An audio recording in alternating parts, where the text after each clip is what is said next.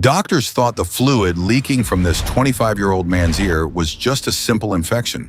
But when the CT scan results came back, they discovered it wasn't pus coming out of his ear. It was fluid from his brain. One morning in 2017, a 25-year-old man named Takuya Watanabe stumbled into the University of Tokyo Hospital in Japan. Takuya was sweating heavily, he had a fever, and his head was pounding with pain. He had one hand pressed against his right ear because fluid was literally leaking out of it. His right hand remained firmly over his ear, but a clear liquid was seeping through the gaps between his fingers. But surprisingly, Takuya wasn't frightened by these symptoms. Instead, he felt more annoyed and frustrated because this wasn't the first time something like this had happened to him. In fact, Takuya had long suffered from a condition called cholesteatoma. It is a type of recurring cyst that forms deep inside the ear. When he was a teenager, he underwent several surgeries to remove the cyst and prevent it from returning. For nearly 10 years, it seemed that the surgeries had worked because the cyst never came back. But about 2 weeks earlier, fluid had started continuously draining from his ear, and that was a sign that the cyst had returned. What he didn't know was what was actually happening inside his head. At first, Takuya had delayed going to the hospital, but now he believed that the cyst had caused a serious ear infection, which was responsible for his fever and headaches. So he went to the hospital. Takuya reached the reception desk, still covering his ear with one hand. He explained his symptoms and medical history to the receptionist. The receptionist wrote everything down and immediately admitted him to the emergency room. About 30 minutes later, Takuya was lying on a hospital bed with his eyes closed because the room's bright lights were making his headache even worse. In that white hospital room, surrounded by the quiet hum of medical machines, Takuya felt completely alone for the first time. But even with his eyes closed, he could sense that a doctor was standing beside him. The doctor was reviewing his test results. The doctor said that Takuya had been right. His old cyst had returned, and it had caused a severe ear infection. The doctor said there was a very good chance he would need surgery again. But the doctor did not want to operate yet, because an even bigger problem had already appeared. The doctor looked up from the report. For a few seconds, the room fell silent. According to the blood tests, the infection had spread so far that it had reached the tissues surrounding his brain. It had gotten dangerously close to his brain, and that was extremely dangerous because it could result in permanent brain damage or even death.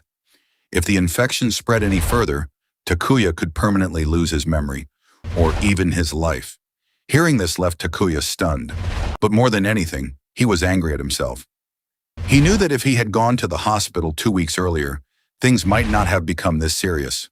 Only one thought kept running through his mind. I wish I had come here 2 weeks ago, but now it was too late. Takuya slowly opened his eyes and asked the doctor what could be done. The doctor told him he would have to stay in the hospital and receive very powerful antibiotics.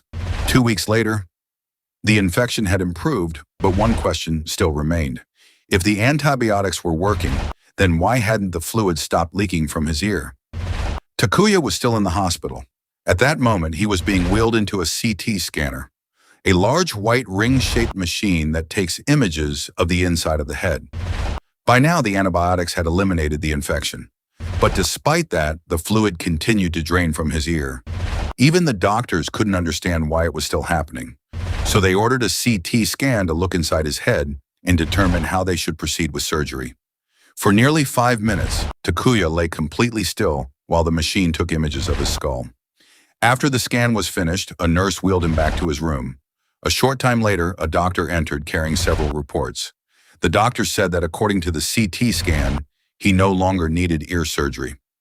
For a brief moment, Takuya thought his biggest problem was finally over.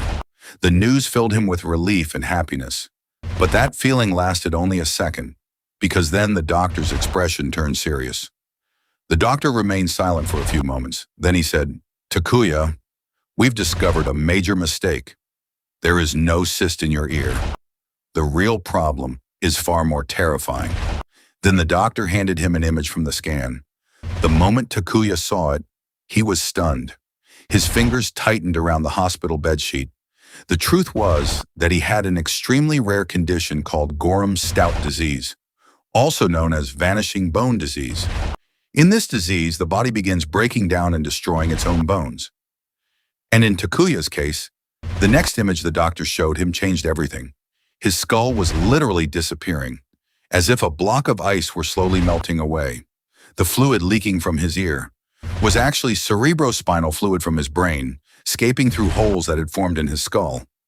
Takuya's greatest battle was no longer against an outside enemy, but against his own body. Unfortunately, at that time, and even today, there is still no cure for this disease. Doctors can only try to seal the areas where the bones begin to disappear. And that's exactly what they did for Takuya. They used a special medical glue to seal the holes in his skull, and surprisingly, it worked. Doctors continued to monitor him closely to make sure the bones weren't continuing to disappear and that the fluid wasn't leaking again. And according to his last publicly available medical report in 2018, Takuya was doing quite well. But doctors still monitor him to this day because no one knows when this disease might become active again.